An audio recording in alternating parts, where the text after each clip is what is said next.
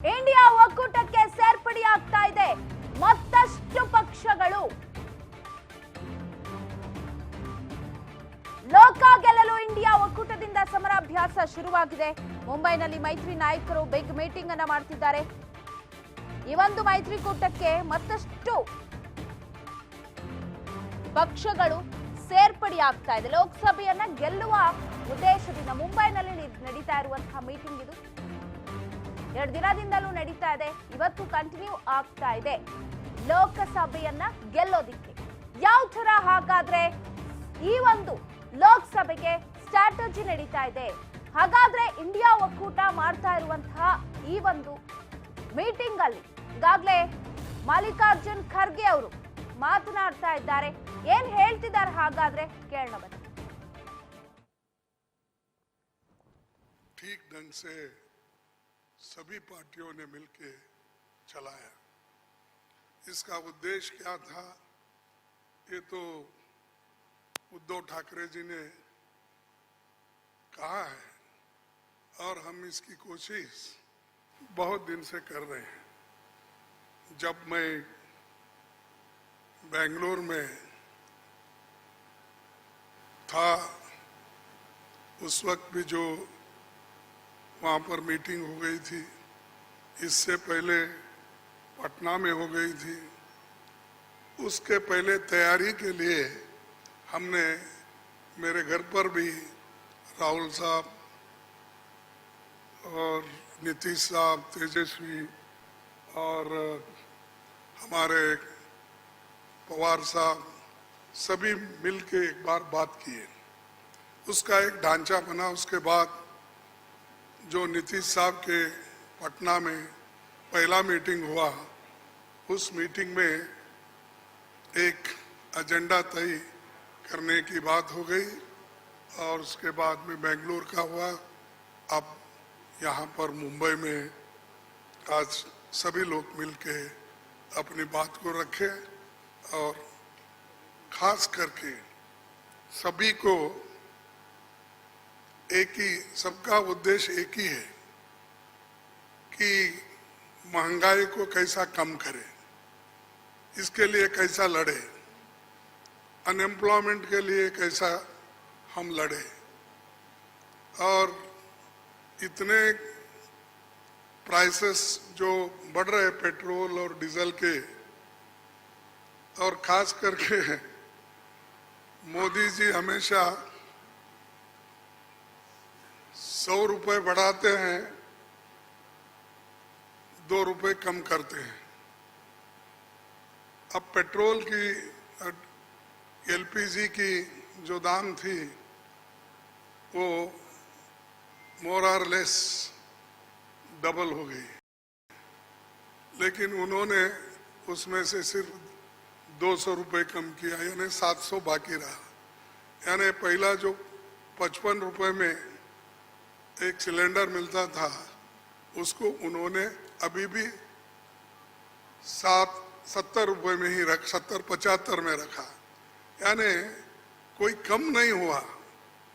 पहले जो था उससे ज्यादा बढ़ाए थे, उसको थोड़ा कम करके, लेकिन इससे लाखों रुपए उन्होंने कमाया। ये तो गरीबों से चोरी कर दिए और गरीबों के जो काटे, और लोगों को दिखाने के लिए 100-200 रुपए कम करना और कहना कि मैं गरीबों के लिए काम कर रहा हूँ। मोदी साहब गरीबों के लिए कभी भी काम नहीं करेंगे, ये यकीन मैं दिलाता हूँ, क्योंकि उनकी हमेशा यही रणनीति रही है कि गरीबों के खिलाफ काम करते हैं। बड़े बड़े उद्योगपति के साथ वो मिलजुल के चलते हैं। और यहाँ पर तो कल ही एक रिपोर्ट आपके सामने राहुल गांधी जी ने रखा था, अडानी की संपत्ति बढ़ गई कैसी, बढ़ाए कौन, और कैसा आज कम से कम 75,000 करोड़ रुपए गरीबों के जो पैसे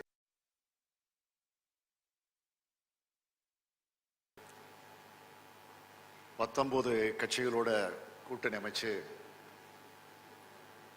அங்கே முதல் கூட்டத்தை நடத்தினோம். ஆக முதல் கூட்டத்தை பொறுத்த வரைக்கும் ஒற்றுமையாக இருந்து பாரதிய ஜனதா கட்சி ஆட்சிக்கு ஒரு முடிவு கட்ட வேண்டும் என்று முடிவு செஞ்சோம். அதை தொடர்ந்து இரண்டாவது கூட்டமாக பெங்களூரில் நடத்தினோம். அதில் இந்த கூட்டணிக்கு இந்தியா என்ற பெயரை சூட்டி அந்த பணியை தொடங்கணும். மூன்றாவதாக இந்த மும்பையில் 28 கட்சிகள் ஒன்று சேர்ந்து வலிமை மிக்க கூட்டணியாக இதை நாங்கள் நிரூபித்து காட்டிருக்கிறோம். நடைபெற்றுக் கொண்டிருக்கக்கூடிய பாரதிய ஜனதா கட்சி எப்படிப்பட்ட ஒரு சர்வாதிகார ஆட்சியை நடத்தி கொண்டிருக்கிறது என்பது உங்களுக்கெல்லாம் நல்லா தெரியும்.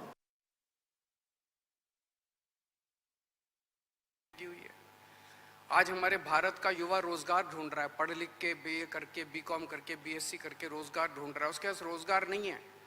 और वो जब सरकार के पास जाता है तो पता चलता है कि सारी सरकार एक ही आदमी के लिए काम कर रही है, सारी सरकार भ्रष्टाचार में डूबी हुई है।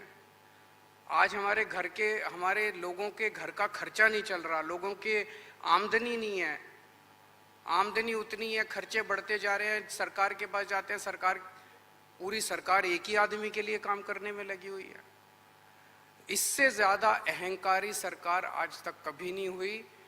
और ये लोग अपने आप को भगवान से भी बड़ा समझने लग गए हैं। और जब कोई आदमी अपने आप को भगवान से बड़ा समझने लगता है तो फिर उसका पतन भी जल्दी होता है। मुझे बेहद खुशी है कि इंडिया अलायंस में सब लोग आपस में जुड़ रहे हैं। एक चीज मैं देख रहा हूं, बहुत बड़ी बड़ी ताकतें, अब सबको लगने लगा है कि ये इंडिया अलायंस मोदी सरकार के आने वाले समय में मोदी सरकार के पतन का कारण बनने वाला है।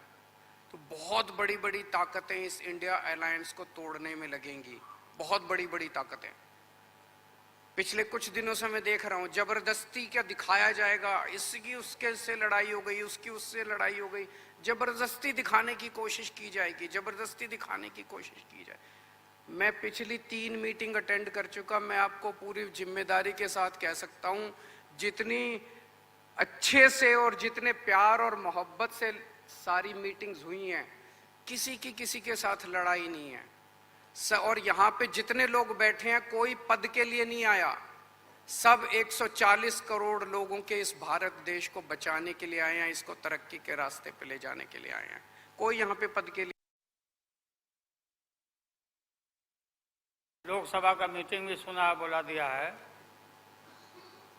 हमने ये सुना, किसी जिम्मेवार आदमी ने कहा कि भाई हम लोग तो अब इतना देश के वैज्ञानिक आगे देश को ऊंचा कर दिए, दुनिया में नाम हो गया।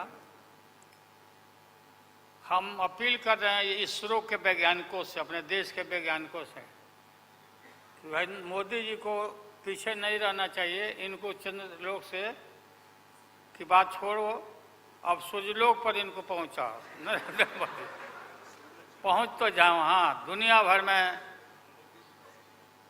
नाम हो जाएगा मोदी जी का। अमेरिका सब देश कहाँ पीछे छिटा जाएगा। राहुल गांधी जी घूमते रहते हैं अमेरिका में, कई एक देश में घूमे, इनको अवसर मिला है। तो ये भी देख लेंगे कि भाई मोदी जी सचमुच में देश का नाम करने के लिए अब ये चल पड़े हैं। आगे दशहरा के बाद इसकी तैयारी कर लें, हमारी शुभकामना है कि चले जाएं। इतनी गरीबी है, गुरबा लोग हैं, बेकारी है, चारों तरफ फैला हुआ है। और बोलते हैं कि देश आगे बढ़ गया, देश आगे बढ़ गया।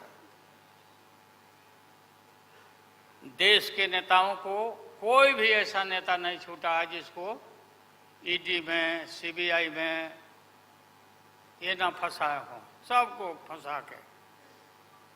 ये हम देखते थे, पहले के जमाना में सुनते थे कि जो बड़े लोग होते थे, सामंती लोग होते थे, वो गरीबों को और मिडिल क्लास के लोगों को मुकदमा में फंसा के और शासन करते थे। वही इनकी आदत हो गई है और हम लोग डरने वाले नहीं हैं।